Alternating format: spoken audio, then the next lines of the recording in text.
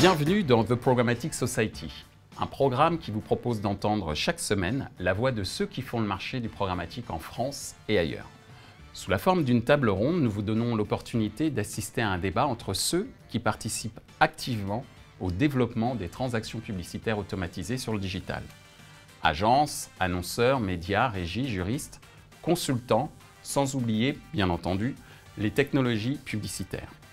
Un programme soutenu par Adventory, TradeLab, Sublime Skinned et Smile Wanted, avec pour partenaire média Redcard.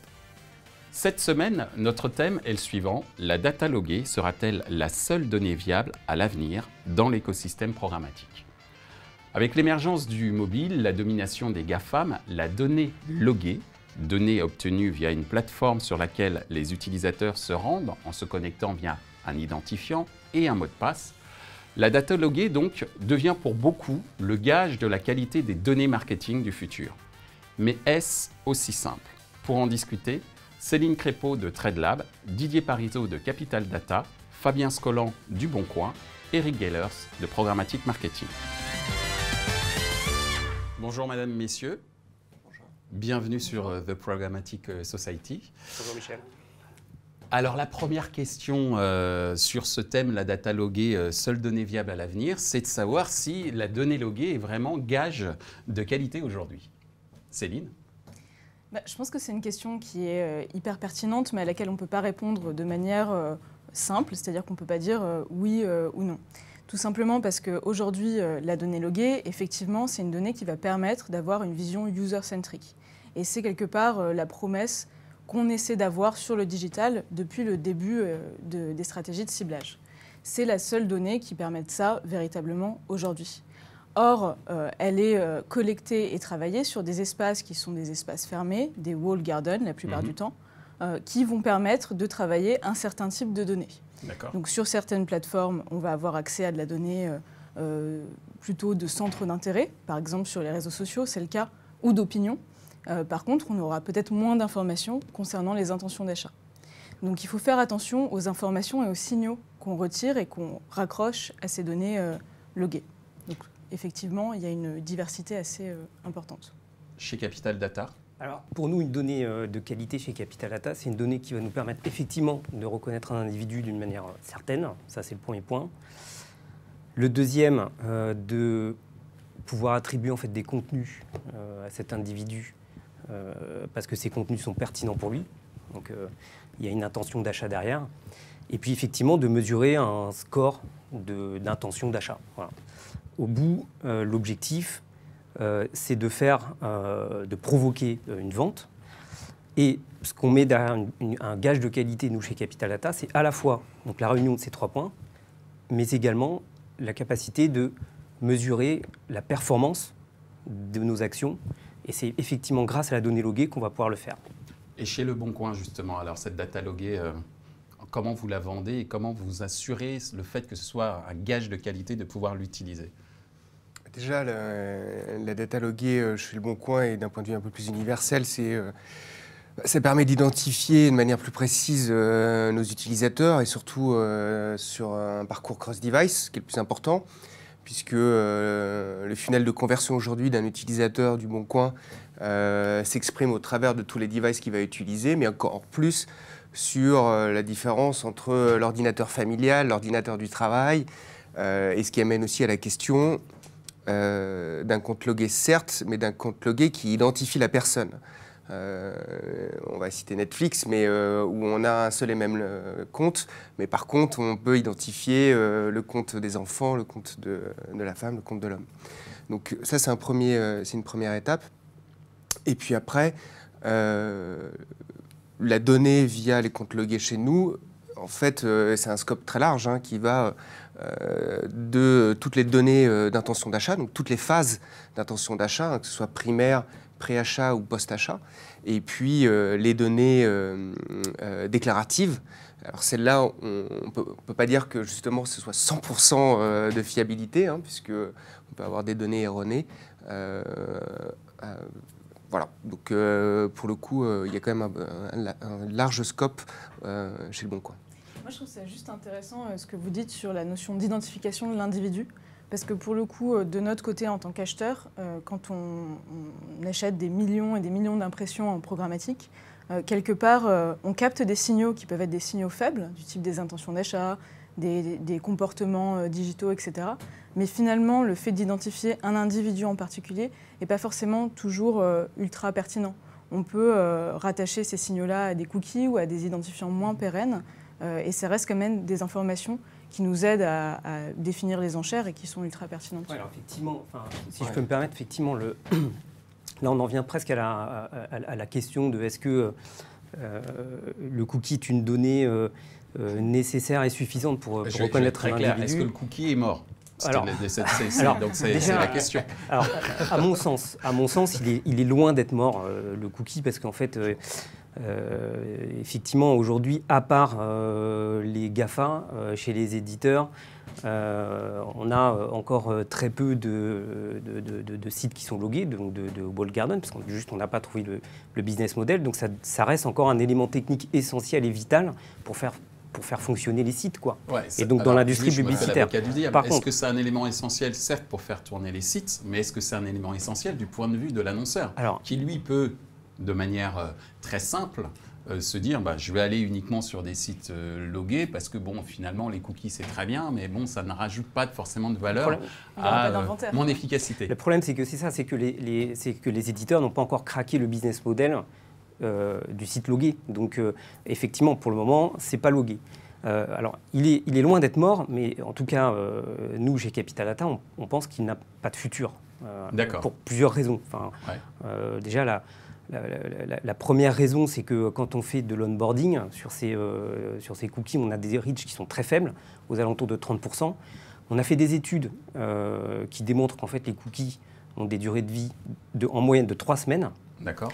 Ce qui veut dire que quand déjà vous récupérez à travers une opération d'onboarding des cookies, vous en avez la moitié qui sont déjà à mi-vie.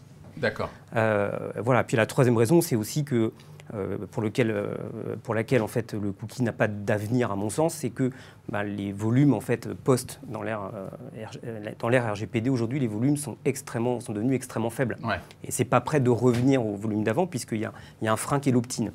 Et toi, Eric, en tant que justement observateur chez Programmatic Marketing, via ton blog où tu justement fais une sorte tu observes l'actualité du programmatique, c'est quoi ton ressenti par rapport justement à cette data loguée et cet avenir potentiellement difficile pour le cookie?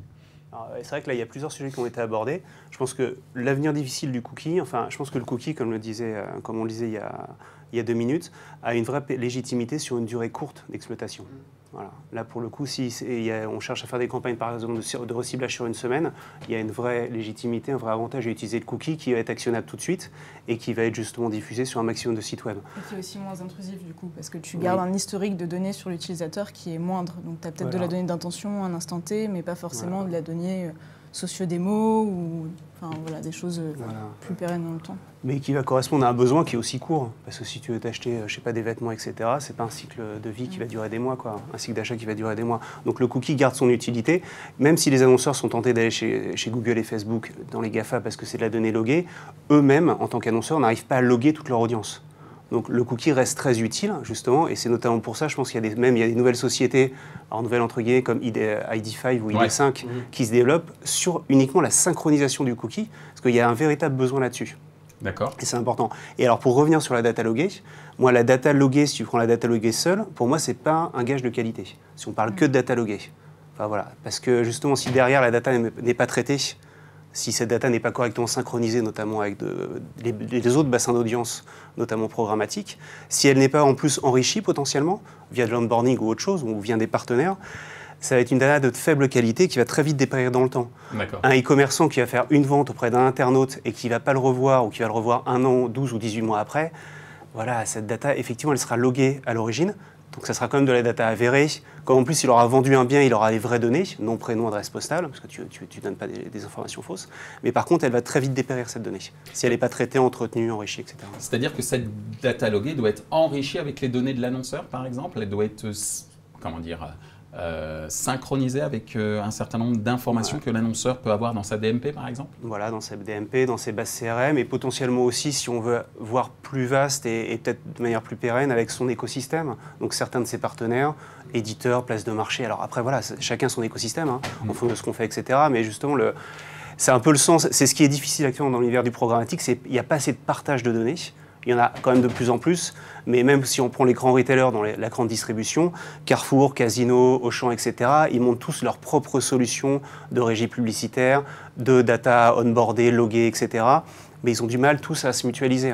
Alors qu'il y a un véritable enjeu pour justement affronter les GAFA, de s'associer, parce que comme on est face à des sociétés très importantes avec des audiences assez colossales, voilà, je pense qu'il y a un véritable enjeu à mutualiser les données. Alors justement, on a évoqué la donnée des annonceurs.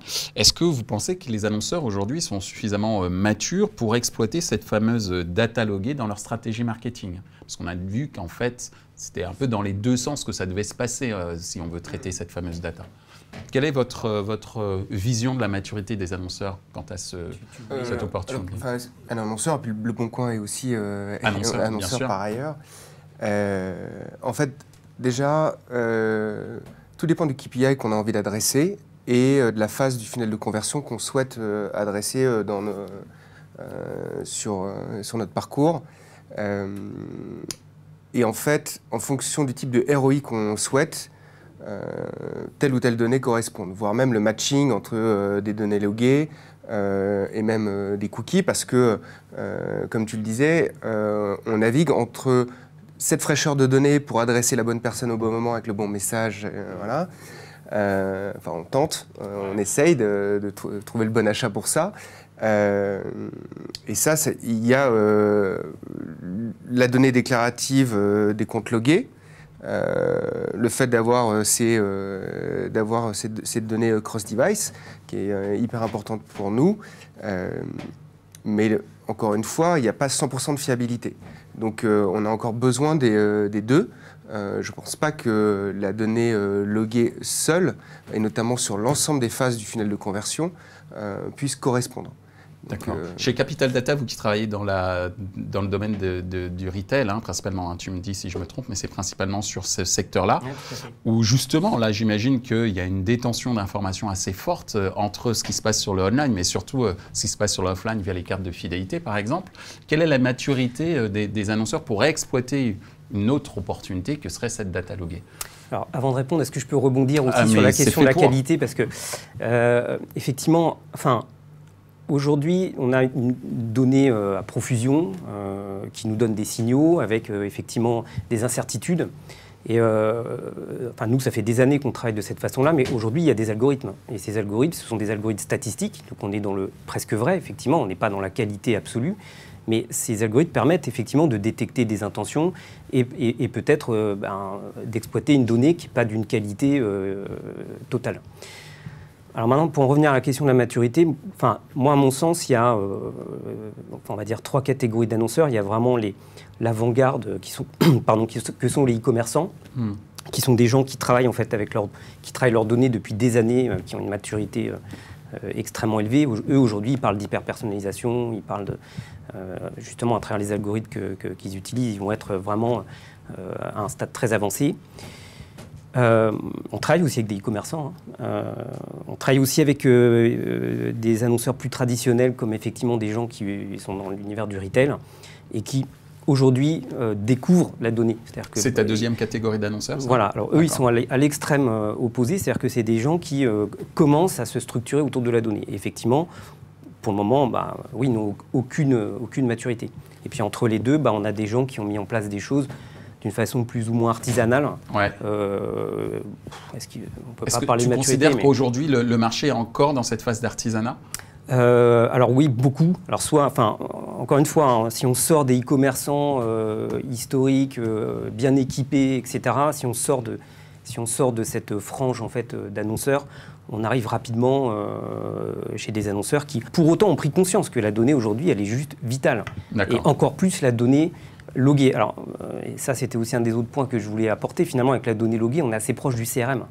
Le CRM, les annonceurs, ça fait longtemps qu'ils traitent la donnée du CRM. Et là, cette donnée-là, pour le coup, elle est bien maîtrisée. Ça fait longtemps qu'on fait du CRM. Donc voilà, finalement, on arrive avec le logué assez proche du CRM, donc on retombe sur nos pattes. Mais pour faire cette jonction, oui, il faut une certaine maturité dans la donnée, il faut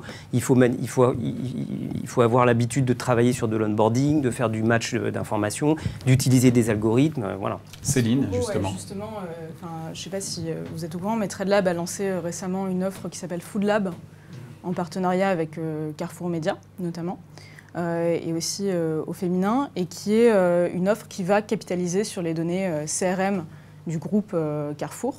Donc là, on revient en effet à une donnée loguée plus traditionnelle, qui n'est pas digitalisée au départ, mais on travaille avec des onboarders pour pouvoir la digitaliser, donc ça veut dire la cookifier, la transformer en Advertising ID sur mobile, et la matcher avec d'autres bassins d'audience, vertical par vertical, parce que nous, on a pris ce parti chez TradeLab de travailler la donnée par industrie. Donc on avait commencé avec le cinéma, le gaming et donc là l'agroalimentaire, puisqu'on a aussi dans ce bassin d'audience les données de 750 grammes et de marmiton.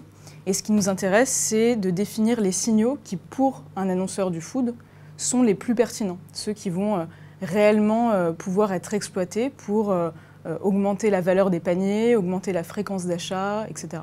Et donc fidéliser les clients. Et donc cette maturité, on la voit dans le monde de la grande distribution, on va dire, parce que, on va dire, il y a une certaine maturité déjà dans le domaine du CRM, comme vous l'évoquiez tout à l'heure. Alors, en tant qu'acheteur, quel type d'informations vous privilégiez en termes de data loguée fournie par les éditeurs? Et l'autre question, et ce sera la dernière, du côté des éditeurs, c'est quoi la profondeur d'informations que vous proposez? Mais déjà, la première des deux questions, c'est quel type d'informations dans cette data loguée que toi, tu vas privilégier en tant qu'acheteur? Alors, quand on travaille sur des data loguées, on va en fait essayer, généralement, on n'est pas dans des stratégies de ciblage généralistes, où là, on va activer des segments de data, soit des segments TradeLab, soit des segments qu'on va chercher auprès de data providers. En général, on va travailler sur une problématique client très précise, et on va aller, par exemple, faire des deal data, donc ça peut être avec Le Bon Coin, par exemple, parce qu'on sait que les signaux qu'on recherche, qui sont des signaux généralement d'intention d'achat ou d'intérêt sur un marché de niche, vont être identifiables uniquement au travers de ces données-là. Donc généralement, on en arrive aux données loguées qui sont plus chères que les données et les signaux de navigation habituels, enfin, je parle en tout cas en général, quand on travaille pour un annonceur sur un marché peut-être moins mass market, qui du coup va être d'accord pour avoir des coûts d'acquisition un peu plus élevés, parce qu'il a aussi un ROI donc, plus important sur les produits qu'il vend, et où les signaux d'intention sont vraiment détectables que sur certaines plateformes en particulier. D'accord. C'est quand tu as un vrai besoin de ciblage vraiment précis, quoi. Exactement, ouais. Et où justement la couverture, couvrir ne suffira pas, quoi. Ouais. Diffuser en masse. Tout à fait. Alors, côté éditeur, c'est quoi la profondeur d'information que tu vas donner chez Le Bon Coin quand tu vas exploiter ou proposer ta data loguée? Le Bon Coin a un positionnement atypique ou dans la veine des e-commerçants.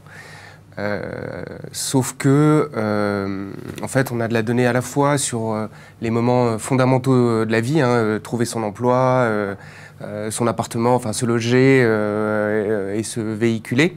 Et puis des moments de vie plus courts, comme ceux dont tu parlais, qui sont plus de décorer sa maison, de trouver une poussette, bref. La donnée est à la fois une donnée contextuelle, donc ça on ne sait jamais, parce que si privacy arrive et s'installe vraiment, on aura ça.